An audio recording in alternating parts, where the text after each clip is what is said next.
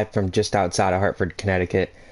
And this is going to be the last video of our 2021 Philadelphia Eagles franchise draft. So just want to put that out there. We did win the Super Bowl last year, and that's basically what the goal was for this whole simulation. So once we won it, I kind of said, all right, year 5 is going to be just one video. Even if we make the playoffs, I'm not going to play. We're mostly just going to be simming. There were some interesting moves that we had to make this past offseason. None that I really wanted to make, but we had to make some salary cap cuts and all that good stuff. So, first things first, let's talk about the retired. So we did lose 3 key pieces for us. Well, 2 key pieces. We signed David DeCastro right before the Super Bowl. He ended up retiring. Alright, whatever. He got himself a ring. He retired. We lost our starting left tackle up until the NFC Championship game in Taylor Lewan. He retired. That one was surprising to me. I was probably going to trade him away anyway, since we have Charles Cross as our now starting left tackle, and he was already higher rated than Lewan. But the biggest surprise of them all was when Aaron Donald announced his retirement. That one caught me off guard. He's still in his mid-30s, so I'm very shocked he retired. Vita Vea is now our number 1, so it kind of boggled my mind when he retired, but that's what happens. We had to make some moves to replace him. Now, we had a bunch of big names testing free agency this year, so we brought some of them back. Most notably, Justin Simmons, the free safety, Christian Barmore, who we basically use as a edge rusher and D tackle, Austin Eckler, and Matthew Judon. All those guys were free agents that we brought back. We had to overpay a couple of them, specifically Barmore, because once Donald announced his retirement, I'm like, all right, Barmore's value just went up. I got to bring him in. And there were not really any big-name D tackles in free agency this year. We got one, but... Now, the biggest sacrifice was that we did have to let Tyler Lockett walk. He wanted a lot of money. I would have had to way overpay him, so I had to let him go. But we did end up going out and making some moves. So, via free agency, we signed Gus Edwards, the Gus Bus, brought him in as our third-string running back. We replaced Lockett with Adam Thielen. Pretty happy with that move. Brought in Will Dissly to be our starting tight end because Gronkowski's really fallen off a cliff, and Ozuma really started to struggle as well. So then on the defensive side of the ball, we brought in one of my least favorite players, Jadeveon Clowney, but he was a cheap deal. He'd gotten cut, so he was pretty much not, free, but we were able to get him for next to nothing. Javon Hargrave came back to Philly, so I'm very happy to have him back on this team. Very strong player that we've dealt with in the past. So, let me quickly sign this. That's funny. We actually traded Tim Patrick away, and they cut him. So, that's we could always bring him back, but I'm not going to. We brought in a couple of corners in Mike Hilton and Avonte Maddox. Happy to have Maddox back in Philly. And then we signed safety John Johnson. We had to overpay him, but we needed him because we had to make some tough decisions with the safety role, and other safeties were getting weaker. So now we did make a couple moves. We traded our starting left guard Kevin Younger for a future second, whatever. I was hoping to make a massive trade and trade for a big name player, but it wasn't meant to be. So the big trade that ends up happening, though, is we do end up trading that future second, because it was a highly ranked second, along with the 3rd overall pick, get to that in a second, and the 65th pick for... You know what? Let me show you who we traded for. Very surprising that he was on the board, but we got him. So I mentioned we traded away Kevin Younger, our left guard. We were able to snag Quentin Nelson. Now we also got the 59th pick, but fact of the matter is we got Quentin Nelson. We also were able to grab a defensive end, which we definitely needed to. And we got another player I love in Christian Wilkins. So we got Wilkins. We got Quentin Nelson. Now, if you're wondering about that 3rd overall pick, we actually had the 1st overall pick via a trade that we had made in the previous draft. I don't remember who it was with. I think it was with the Lions or something. And I traded, I had the 28th pick or something, and they offered me a future first. I'm like, all right, I'll do it. It wasn't the Lions, but it was some team that wasn't doing hot, and I didn't even bother checking the picks because I'd forgotten we had done that trade. But next thing I know, we had the first overall pick. Whoever had the third pick, I think it was the Raiders, they called me. They're like, all right, we'll offer you the third pick and the 65th pick. And I think they threw in a future third as well to move up from 3 to 1. I'm like, that's a deal. I don't need a QB. So drop down to 3. And I was tempted to take a corner that was on the board. But then I'm like, let me try to get cute here and see if I can get Quentin Nelson for the third overall pick. And it worked. So that's why I made that trade. Now, other than that, I mean, there have been some issues with this team, specifically with the salary cap now, so I can't make any real good moves. That's the problem when you have salary cap on in Madden, but, I mean, it makes it more fun, more realistic. Because if I had salary cap off, I could just throw millions and millions of dollars at every single player that dares to test free agency. Like, we have $3.13 million right now. That's more than I had. I had to make some cuts during the cuts I didn't want to make. So, like I said, I'm going to kind of go game by game here. Like, just kind of sim this first game here against the Bears. But we do have some interesting NFL action from Week 18 to kind of discuss. I'm not going to go into full-on detail. But, alright, so we beat the Bears in a pretty big way. So, first things first, Chiefs-Broncos. Chiefs beat the Broncos. This was Saturday. Very close game, back and forth for the most part. Chiefs were playing for something Broncos weren't. Very impressed that Denver was able to keep it as competitive as they were. It's good for them. It's good for their future. Drew Lock, though, didn't look that good. Teddy Bridgewater, I think Denver is definitely looking for a franchise QB. They are, of course, eliminated. Kansas City, big win. They needed to win in order to stay alive for that 1 seed. Were they able to get it? We'll get to that later on. So it was a big win for Kansas City on the road in Mile High. So the other Saturday night game was Dallas at Philly. And this was a game where, essentially going into it, the Eagles had lost something like 11 players. It was originally 12, but Kels ends up getting activated to a certain global event. And what they end up doing is, you know, I don't necessarily believe that all these guys were dealing with that. I think it was all, you know, oh, hey, tell you what, they're sick. We can't rest them, but they're sick. And then there are, of course, phantom injuries for the Eagles, like Jalen Hurts, ankle. It's more like a, let's rest him up. So the Eagles went out with, like, their backups and practice squad guys and stuff. Dallas went on with their full offense, because Philly was kind of, they can't control their own destiny where they get seeded. It comes down to how the other teams do. So they're like, all right, we're not playing for anything. We're not going to play an injury game. Dallas was still playing for a potential like 2 seed higher. So they go out there, and Dallas ends up killing the Eagles, mostly in the second half. The first half was actually competitive. So it wasn't the prettiest game for Philly, but Devontae Smith did break the franchise record for most receptions by a rookie. Eagles, we did here, just beat the Lions. Let's try week 3. So now we're going to the Sunday games, though.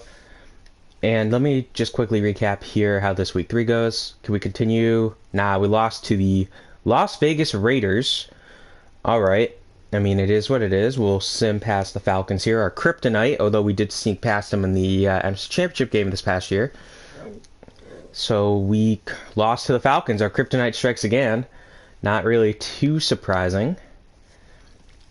Washington at the New York Giants. Alright, real talk here. Let me quickly confirm that I don't have any messages. Yeah, so how is Joe Judge still employed? Gettleman just retired not too long ago, like within the past half hour. So, okay, that's fine. That was expected. But Joe Judge, I don't know how he's employed still. It's kind of mind-boggling to me. He's not that good of a coach. He makes some real bonehead decisions. I mean, running a QB sneak on 3rd and 9 when you're on your own, what was it, 5-6 yard line? What are you doing? I don't even know what you're doing with that garbage. That's just a joke. It's like you're asking to be fired. They got blown out by Washington. It's the first time in history that the two teams, Washington and New York Giants, both suffered 5 straight seasons with below 500 records. So it's kind of telling. But, you know, it's just mind-boggling at this point that these two teams still stink. But Rivera's safe. Rivera's not going to lose his job. Now, real talk here. Do we have the Washington Admirals? When can I start calling them the Admirals? Waiting for it to be official before I do. So, alright, so we just got blown out by the Cardinals. That's a little surprising. Adding a new player to the roster. I've never seen this one before. Bengals, Browns. Bengals, basically just like the Eagles, were, interesting. I've never seen this conversation before. I just want to see who the defensive options are. Jordan Poyer, the former Eagle.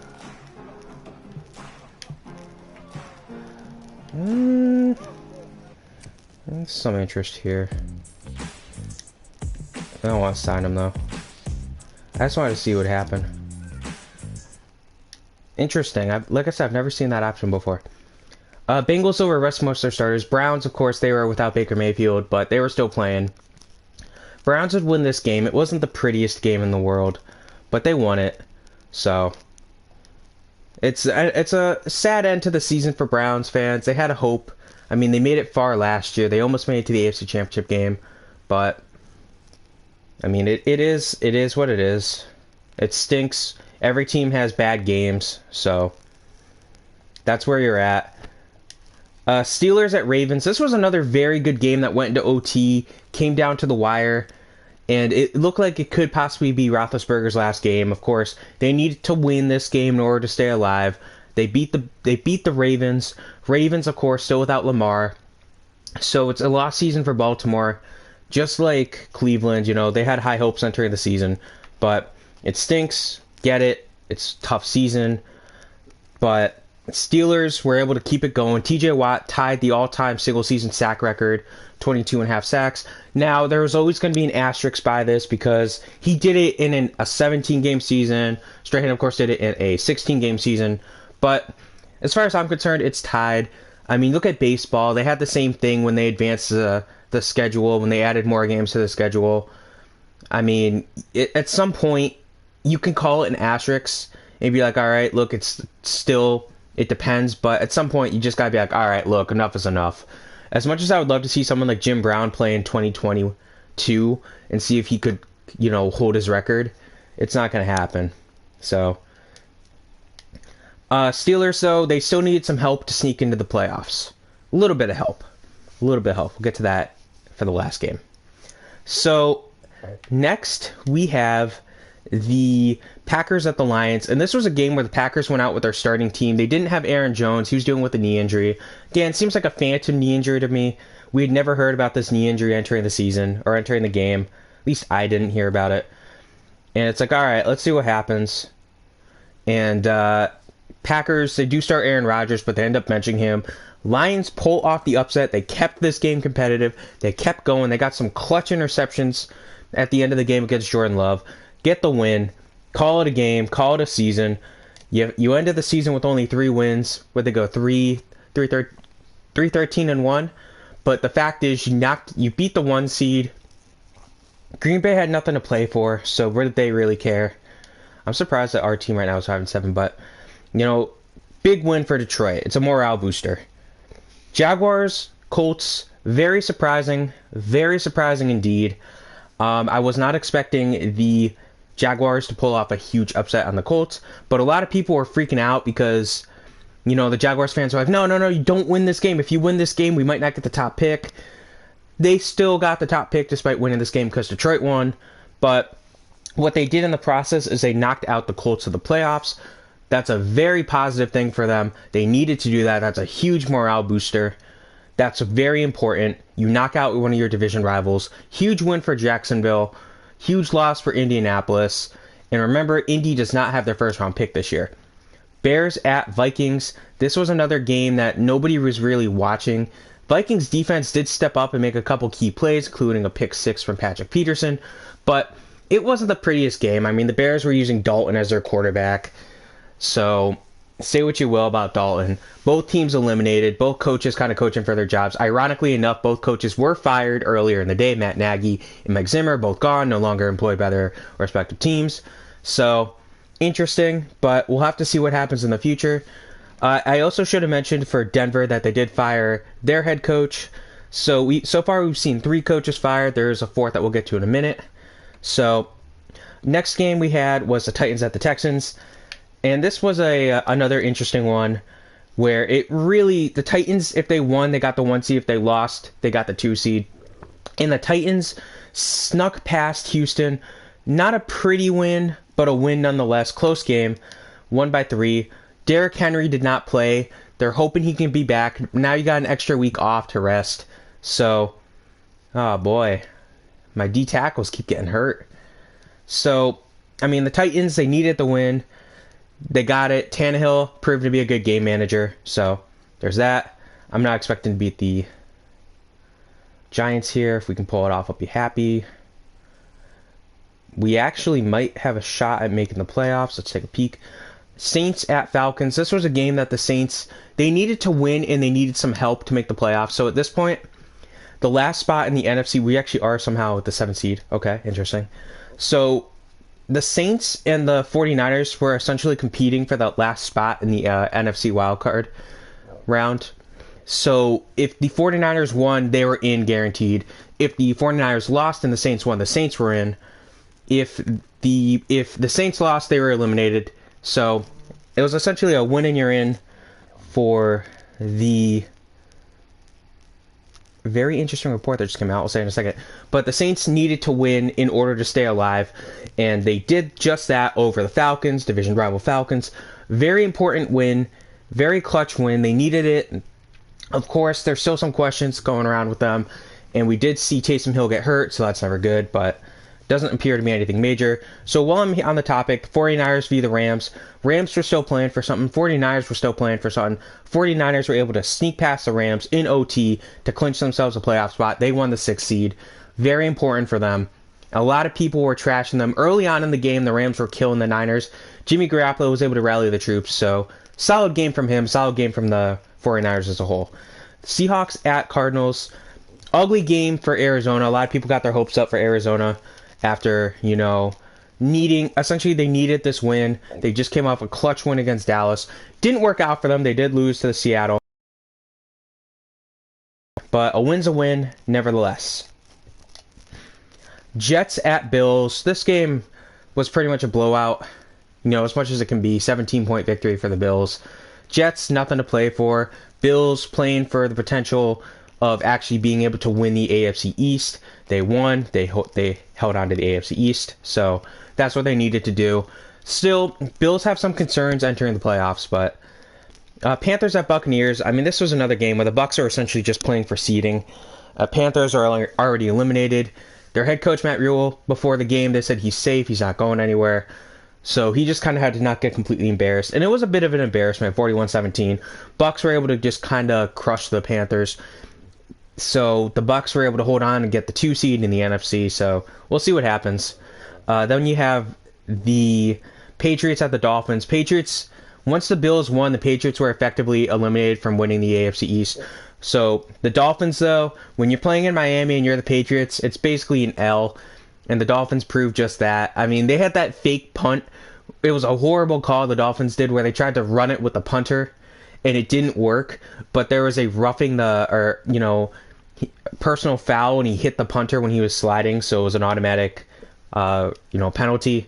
So that didn't help the team. Patriots would lose that game. Then we had the Sunday night game. Let me quickly just sim this round against the Rams. I want to see if we can get the dub. I'm not expecting it. We did. Okay. All right. I'm not going to play, but what we're going to do is we're going to do the lovely sim.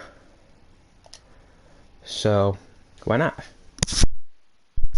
So the fun part was having... Oh, right, I can do... Oh, I can't. Never mind. The fun part, Sunday night game, was Chargers at Raiders. And basically, what happened is the winner would make the playoffs. The loser would be eliminated. Or, if there was a tie, both teams would make the playoffs and the Steelers would be eliminated. How does this work out? Well, simply put, this game goes into OT, tied up at 29 a pop.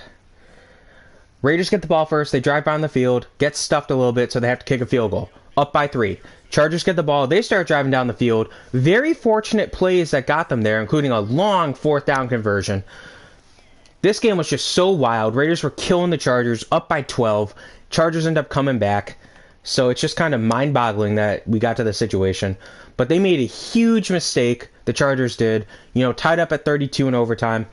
The clock starts to tick, and the Chargers go and call a timeout with like 41 seconds on the board. And the Raiders are like, all right. So they run the ball down the gut. Josh Jacobs breaks free for like a 12-yard gain. At this point, they're way much more in field goal range. They call a timeout and kick the game-winning field goal. After the game, all right, so what this did is this clinched the Raiders a playoff spot, clinched the Steelers a playoff spot, eliminated the Chargers. After the game, Derek Carr literally said, he was asked about, running out the clock, and he goes, yeah, we would have run out the clock. It definitely changed our approach when they call it the timeout. So, yeah, and then you have other players coming out here, and the coach was like, yeah, it changed our approach. We were content with running out the clock and, taking the tie. Because think about it, like the announcers were saying, if you go out there and we go out here, we're playing a good game, and if we kick a field goal and we end up missing the field goal or having it blocked and returned for, if we end up having this field goal blocked and you return it for a touchdown, we get eliminated. If we run out the clock, there's no elimination. So Lynn's taking a lot of pressure for that. I don't know what he was thinking when he did that. It was kind of a big mistake for him. It's a brutal, tough hit. I mean, and not Lynn, sorry. They have Staley now. Once I said Lynn, I'm like, wait a second.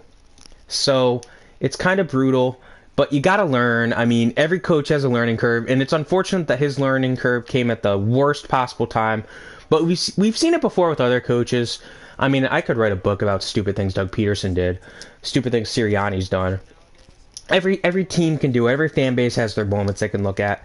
But it's just one of those things where it's like, all right, you gotta look back. You gotta wipe off the dust and say, all right, we screwed up. It's on me. Staley should have a conversation, be like, all right, that's on me. I screwed up. But I don't blame him if he doesn't. So, anyways, how the playoffs look right now? So, the 1 seeds, of course, in the NFC is Green Bay, and the AFC is Tennessee. I'm very excited to do a look at my playoff predictions prior to the season, where I predicted like how the standings are going to look. Because I know I didn't have Tennessee as the 1 seed in the AFC. I know that for a fact. There's no way I did. I was lower on Tennessee. I know that. But so we have the. So we'll start with the NFC for once, because I always start with the AFC. Tampa Bay is a 2 seed. They will be taking on my 7 seed Philadelphia Eagles. Quick predictions. I'm pretty sure the Buccaneers are going to win this game, but you never know. These Eagles are somewhat giving me. Oh, that's why I hate running the ball. So these Eagles are kind of giving me 08 vibes, which means there's a shot that they can have a run here. But I don't know. The thing is, they're missing some key players. I mean, I don't necessarily trust their defensive line like the 08 team, but it is what it is. You also have a rookie, Nick Sirianni. I did not realize the clock was still running. Oh, my goodness. 3 seed, 6 seed. 6 seed San Francisco at 3 seed Dallas. That'll be another good game that I'm looking forward to. So, I mean, we have some good games to look forward to here in the NFC, because then you have the 4 seed LA Rams hosting the 5 seed Arizona Cardinals. Arizona, I mean, they needed it. They definitely needed to make the playoffs. JJ Watt should be back. That's crucial for Arizona, even if it's just a morale boost to have JJ Watt back. Take it, run with it. If you need to, it's worth it. So, and then you get to the AFC. Oh, nice stop there. Let's go. AFC. So in the AFC, the Steelers are the 7 seed. Right? Am I wrong? Oh, let me pull this up real quick. Obviously, I've been looking more at the NFC, because I was trying to look at how I was trying to figure out how the Eagles would do with their opponents, who they'd play if we got to that.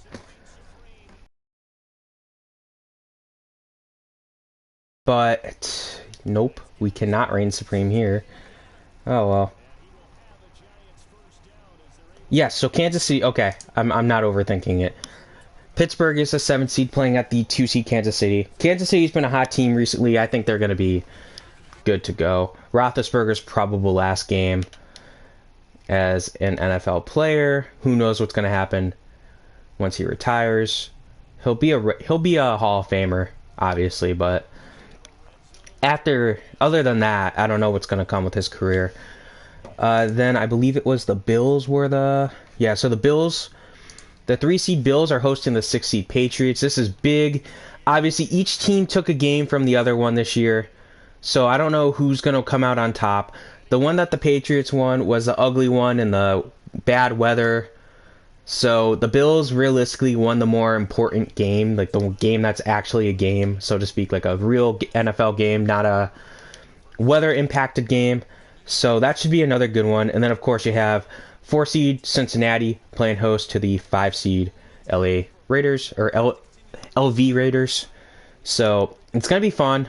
We have a lot of fun games coming up this week. It's going to be weird because now they're having a Monday night NFL game for the playoffs.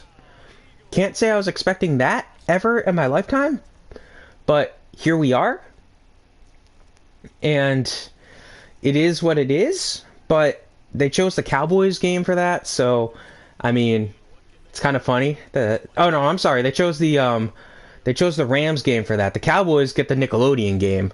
So I mean, we'll see what happens. Eagles are playing Sunday at 1 p.m. Unfortunately, I'm going to miss the start of that game, which really stinks for me, but I mean, it is what it is. Life goes on. There's more important things to do. I really don't... Oh, wow, Darius Slay. I love Darius Slay in this game.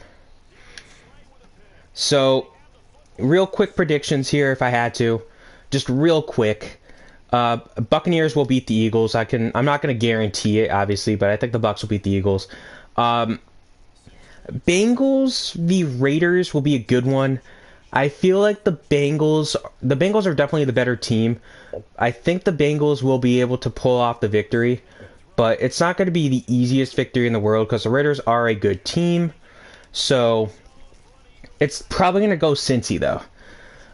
New England at Buffalo. I like this game a lot, too. I think that you're going to see with how they've been playing lately, Buffalo's going to win. But it comes down to the weather, too. It comes down to the weather. That's the big thing. It comes down to the weather. I speak of '08 vibes here, and the Giants may have been the 1 seed in the playoffs, and the Eagles in '08 knocked out the 1 seed Giants in the divisional round. But the Eagles were the 7 seed, so slightly different than here. So 49ers at Cowboys. So the Niners have been doing good, but I think the Cowboys will win this game. Steelers at Chiefs. Come on. I already mentioned this one. Kansas City should run away with this game. Should. Now, the one I'm going to be most interested in is, of course, the Monday night one. Cardinals at Rams. I feel like this is going to be a real close game.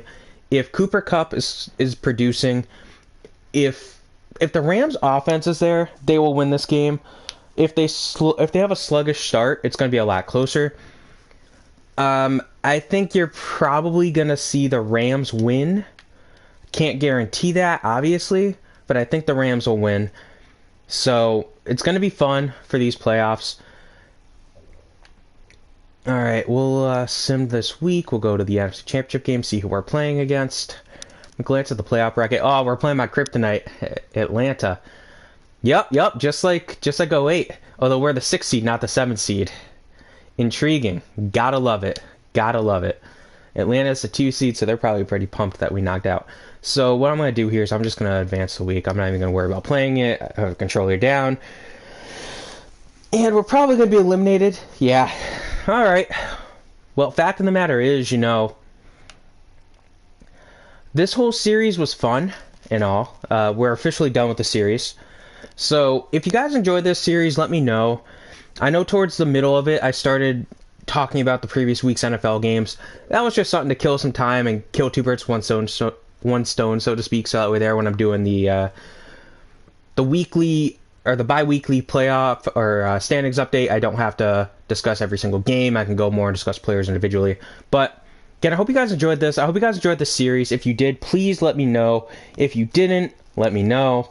Of course, it's a fun series for me, but it's not something that I'll be doing constantly. Obviously, it's not like the full series that you can physically keep doing. It gets to a point where I like certain players, so I'll constantly be picking certain players. And the problem is, as you saw, that you start to see a lot of different players coming in, and after 5 years, it just gets to kind of be like if you pull up the Pro Bowl rosters, you'll see some random quarterback one in the NFC. I have no idea who K. Jordan is. Glancing here, no idea who G. Nabbers or T. Shelton are. C. Rogers, D. London. I mean, C. Terry there. I'm not even going to try to pronounce Vladimir, maybe. Like, it just gets to a point where a lot of these guys aren't real anymore, so it's not fun. Because I can't look at it and be like, oh yeah, we got Creed Humphrey here. Interesting fact, Frank Ragnow was actually a free agent this past season. I did try to sign him. We are close to getting him, but someone else upped us. I would have converted one of these two guys to left guard, and we would not have traded for Quentin Nelson. But regardless, I hope you guys enjoyed this series. Obviously, 5 years. We made the playoffs all 5 years here as the Eagles. The furthest we made it was, of course, a Super Bowl victory in year 4. Years 1 and 2, we lost in the divisional round. Year 3, we made it to we lost in the wildcard round. Year 3, we made it to the divisional round, but lost. Year 4, won the Super Bowl. Year 5, we made it to the NFC Championship game. We knocked out the Giants on the way there. 08 vibes, 100% here. You know, 08, we were the 7th seed, and here, of course, we were the 6th seed, but we knocked out the 1 seed Giants along the way, so always fun to do that. And an A team knocked us out in the NFC Championship game, just like in 2008. But I hope you guys enjoyed this series. This was one I definitely loved looking at. But like I said, 5 years, more than ample time. So have a good rest of your day.